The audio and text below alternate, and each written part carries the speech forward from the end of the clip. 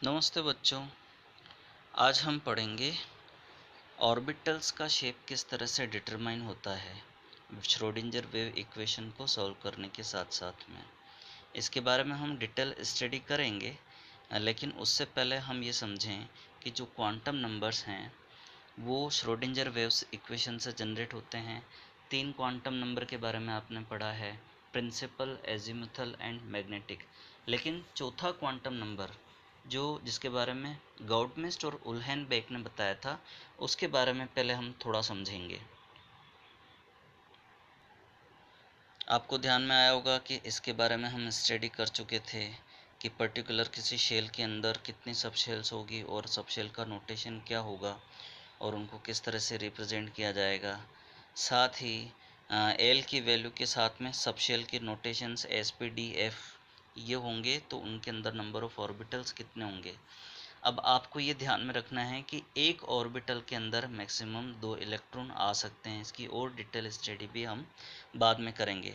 अब चौथा quantum number, ये ध्यान रखना कि ये चौथा quantum number Schrodinger wave equation से जनरेट नहीं होता है, बल्कि इसके बारे में उलेनबेक और गाउडमिस्ट ने बताया था। ये जो क्वांटम नंबर है ये बताता है कि इलेक्ट्रॉन्स हैं वो अपनी एक्सिस पर रोटेट करते हैं। तो अपनी एक्सिस पर दो तरीके से वो रोटेट कर सकते हैं, एक तो क्लॉकवाइज और एक है एंटी क्लॉकवाइज। तो उनको रिप्रेजेंट करने का जो तरीका है, अगर क्लॉकवाइज रोटेट करता है तो उसको हम +½ से या फिर अपवर्ड डायरेक्शन वाले एरो से शो करेंगे।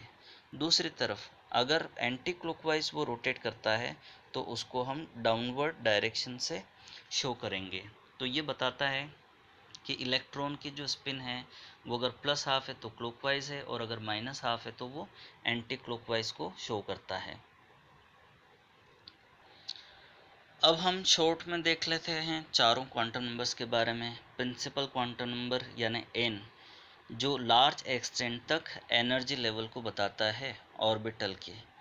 और उसके साथ में सेकंड वाला एजीमुथल क्वांटम नंबर, ये नंबर ऑफ जो सबशेल हैं, आपको पता है कि n के अंदर l सबशेल्स होंगी जो 0 से लेकर के n-1 तक होगी, और l के अंदर ऑर्बिटल्स कितने होंगे वो 2l+1 से हम बता सकते हैं।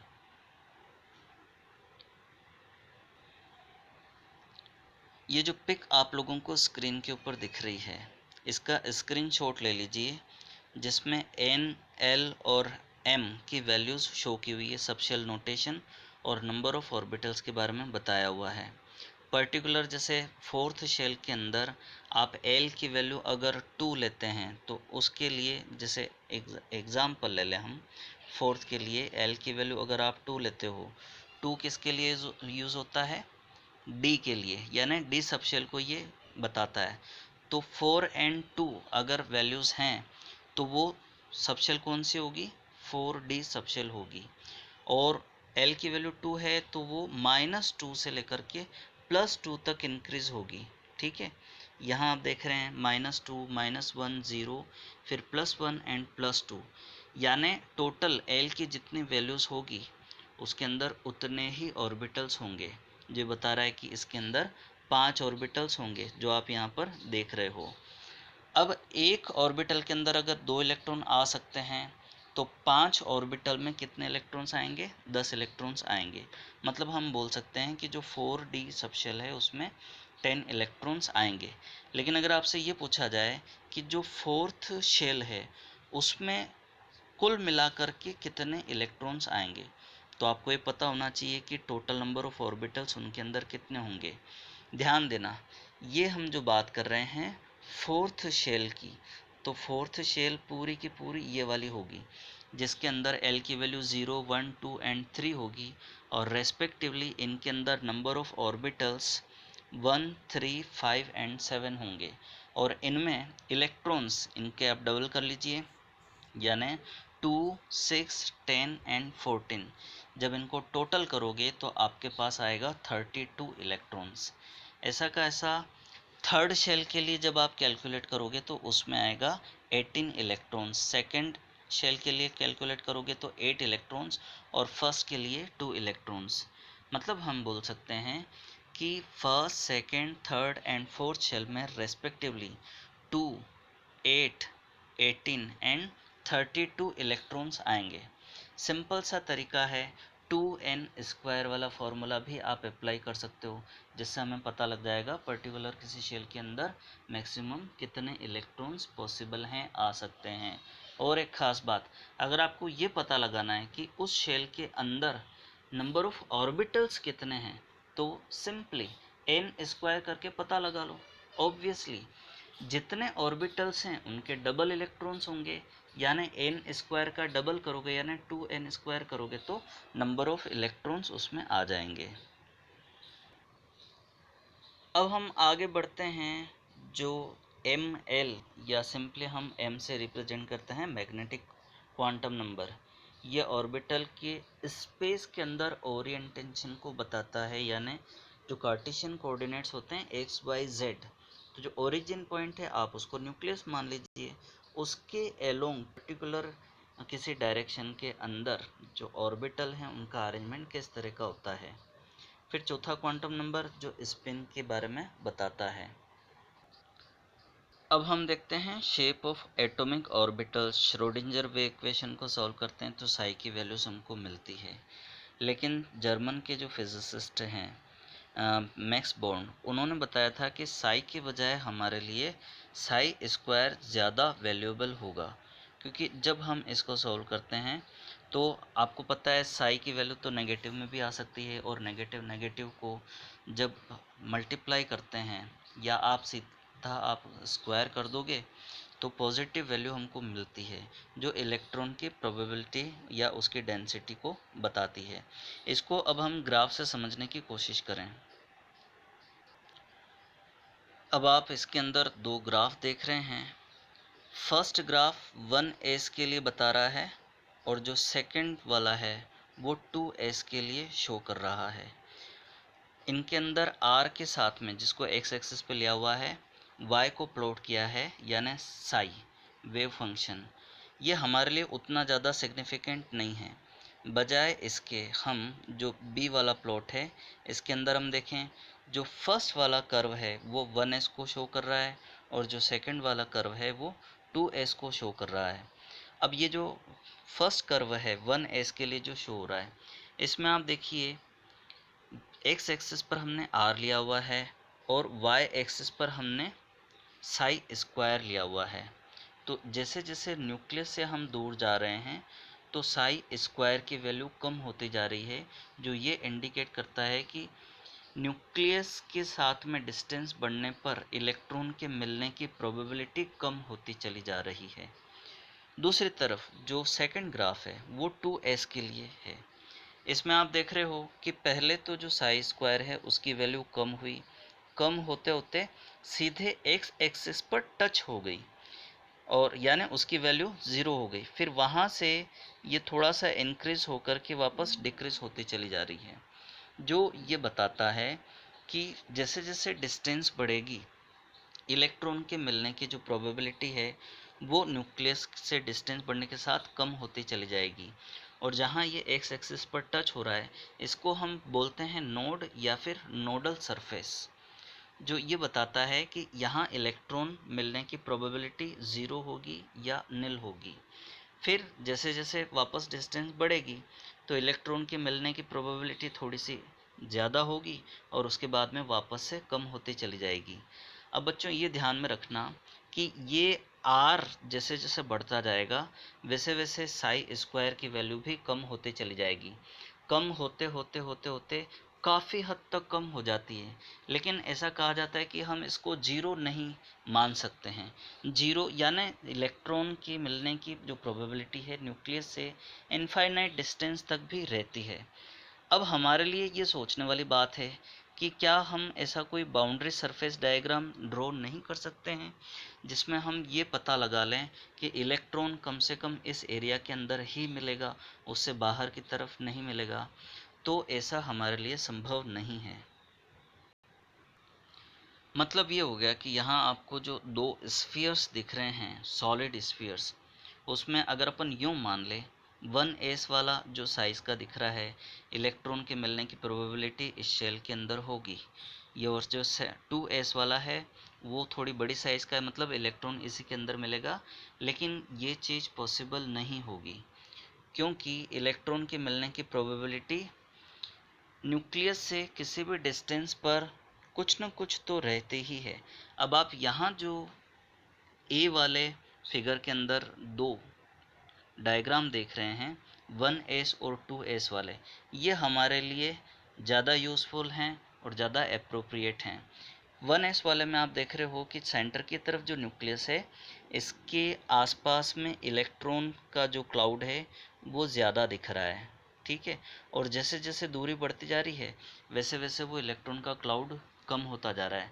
अब यहाँ जो लाइन से ड्रॉ करके ये एक स्फीयर बनाया हुआ है, ये स्फीयर 95% तक की प्रोबेबिलिटी को बता रहा है जहाँ इलेक्ट्रॉन मिल सकता है। दूसरी तरफ 2s के लिए आप देख रहे हो, वहाँ पर भी इसी तरह का एक लाइन ड्रॉ करके और सर्किल बनाया हुआ है। वो सर्किल ना होकर के आप उसको एक शेल मान लीजिए या ग्लोब मान लीजिए, जिसके अंदर इलेक्ट्रॉन के मिलने की प्रोबेबिलिटी 95% तक रहेगी। और एक बात आप देख रहे हो, सेंटर की तरफ जो जहाँ अपन न्यूक्लियस मानते हैं, उसके ठीक चारों तरफ इलेक्ट्रॉन के मिलने की प्रोबेबिलिटी या उसकी डेंसिटी ज़्यादा है। फिर बीच वाला एरिया जो वाइट कलर का है वहाँ पर नील होगी, फिर वापस से वो बढ़ने लग जाती है। तो हमारे लिए 95% तक की जो प्रोबेबिलिटी वाला डायग्राम है वो ए वाला एप्रोप्रिएट होगा।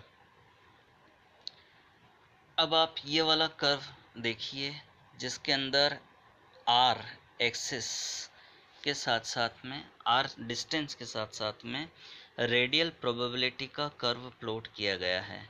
इसके अंदर आप देख रहे हो कि 1s 2s 2p, ये 1s है, ये 2s है, 2p है, और इसी तरह से 3s 3p और 3d के बारे में रेडियल प्रोबेबिलिटी वाला कर्व प्लॉट किया गया है। इसका आप स्क्रीनशॉट ले लीजिए ताकि स्टडी कर पाएँ आप लोग। फिर हम देखते हैं कि जो ऑर्बिटल्स हैं उनका शेप किस तरह का होगा, तो वो शेप को हम समझें। तो ये हमने पहले भी देखा था। अभी जो आप लोगों ने कर्व देखा था उस कर्व के अंदर उसी के तरह से ये 1s 2s और 3s रेडियल डायरेक्शन के अंदर किस तरह से जनरेट होंगे उसके बारे में बता रखा है।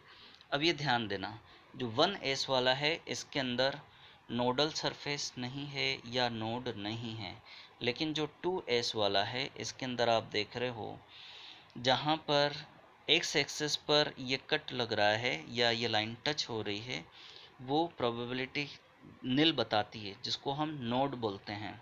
लेकिन उसके बाद में यहाँ पर वापस से इलेक्ट्रॉन की डेंसिटी एक मैक्सिमा तक पहुँचने के बाद डिक्रीज होती चली जाती है।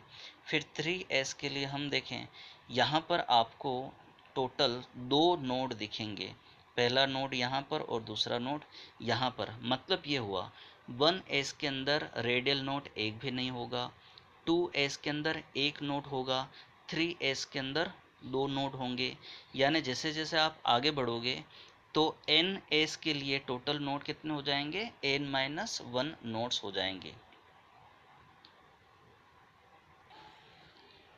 अब हम देखते हैं कि श्रोडिंगर वेव इक्वेशन को जब हम सॉल्व करते हैं तो जो क्वांटम नंबर्स मिलते हैं उनके अकॉर्डिंग पर्टिकुलर किसी डायरेक्शन के अंदर इलेक्ट्रॉन के मिलने की जो प्रोबेबिलिटी है वो सबशेल P के लिए किस तरह की होगी। P के अंदर 3 ऑर्बिटल्स होते हैं, ये आपको पता है, जिनको हम px, py और pz से डिनोट करते हैं। अब ये जो 3 ऑर्बिटल्स दिख रहे हैं आपको अलग अलग कलर के, तो इनको अलग अलग डायरेक्शन वाले ऑर्बिटल्स ही मान लीजिए।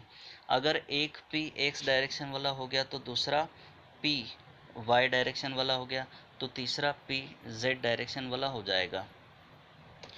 चौथा डायग्राम आपको दिख रहा है, उन तीनों को कंबाइन करके और एक डायग्राम बनाया हुआ है जो बता रहा है कि तीनों को कंबाइन कर दिया। सेंटर की तरफ आप इमेजिन कीजिए कि वहाँ पर न्यूक्लियस है, तो इलेक्ट्रॉन के मिलने की प्रोबेबिलिटी मैक्सिमम ये जो लॉब्स दिख रही हैं यहाँ पर होगी।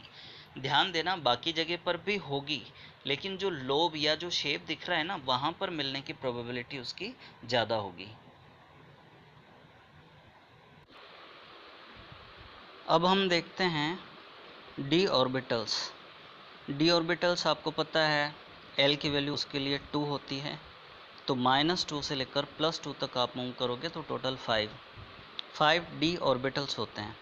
तो ये जो डी ऑर्बिटल्स हैं इनका शेप आपको दिख रहा है इसके अंदर डी एक्स वाई।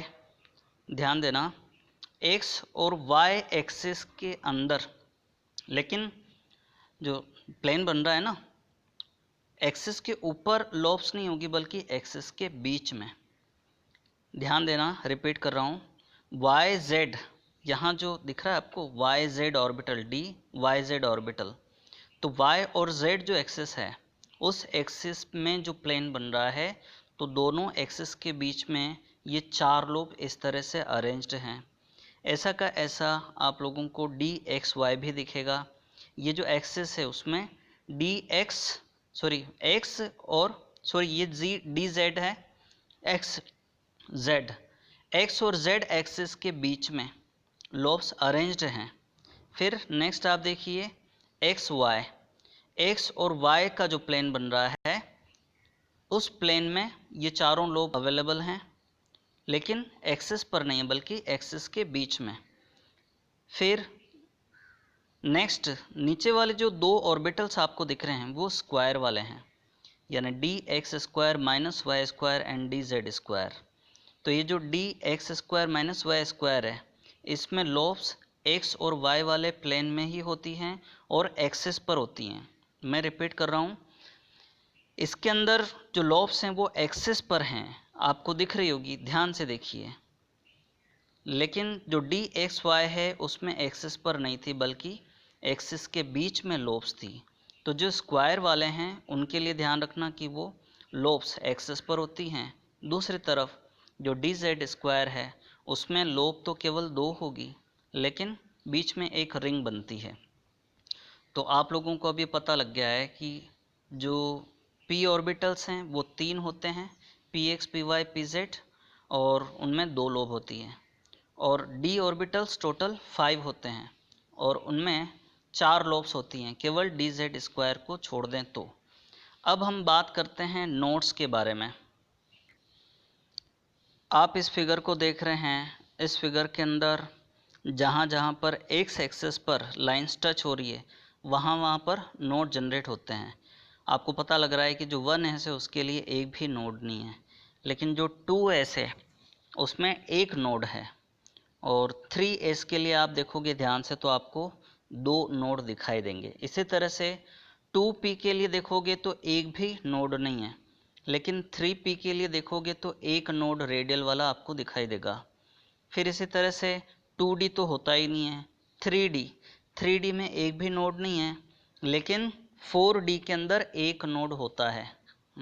अब नोड को कैसे कैलकुलेट किया जाए उसके लिए फॉर्मूला मैं आपको बताता हूँ। 2 तरह के नोड्स होते हैं, radial and angular. Radial nodes के लिए n-l-1 वैल्यूज़ पुटअप करके नंबर ऑफ नोड्स मालूम कर सकते हो, और एंगुलर नोड l के बराबर होते हैं। ये चीज़ पता लग रही है आप लोगों को कि जो एंगुलर नोड है वो प्रिंसिपल क्वांटम नंबर पर डिपेंड नहीं करते हैं। टोटल नंबर ऑफ नोड्स कितने होंगे, तो आप रेडियल नोड और एंगुलर नोड दोनों की टोटल कर दीजिए। टोटल करोगे तो अल्टीमेटली n-1 आएंगे। अब ये नोड के कैलकुलेशन के लिए टेबल दी हुई है, इसमें आप देख रहे हैं, पहले एंगुलर नोड्स देखें, 1s के लिए 0 और 2s के लिए भी 0 है, 2p के लिए 1 है, 3s 3p और 3d के लिए रेस्पेक्टिवली 0 1 2 हैं, 4s 4p 4d 4f के लिए 0 1 2 3 हैं। जबकि रेडियल नोड्स में जो सीक्वेंस है वो उल्टी हो जाएगी, 1s के लिए 0 है, 2s के लिए 1 और 2p के लिए 0, 3s 3p 3d के लिए 2 1 0 रेस्पेक्टिवली। इसी तरह से radial nodes 4s 4p 4d और 4f के लिए रेस्पेक्टिवली 3, 2, 1 और 0 हो जाएंगे। अब एक ख़ास बात आप देख रहे हैं, अगर इनकी टोटल की जाए तो 1s के लिए 0 नोड है, 2s और 2p दोनों के लिए 1, 1 है, 3s, 3p, 3d के लिए 2, 2, 2 हैं और 4s, 4p, 4d और 4f के लिए हर एक के लिए 3 है। यानी हम n-1 करके किसी भी सबशेल के लिए टोटल नंबर ऑफ नोड्स का कैलकुलेशन कर सकते हैं। अब ये हमारी NCERT बुक के अकॉर्डिंग px, py और pz ऑर्बिटल्स हैं। इसी तरह से जो d ऑर्बिटल्स हैं, 5 d ऑर्बिटल्स, उनका अरेंजमेंट भी यहाँ पर शो किया हुआ है। तो अब आप इनकी डिटेल स्टडी कीजिएगा, नोट्स बनाइएगा और मुझे सेंड कीजिएगा। Thank you very much.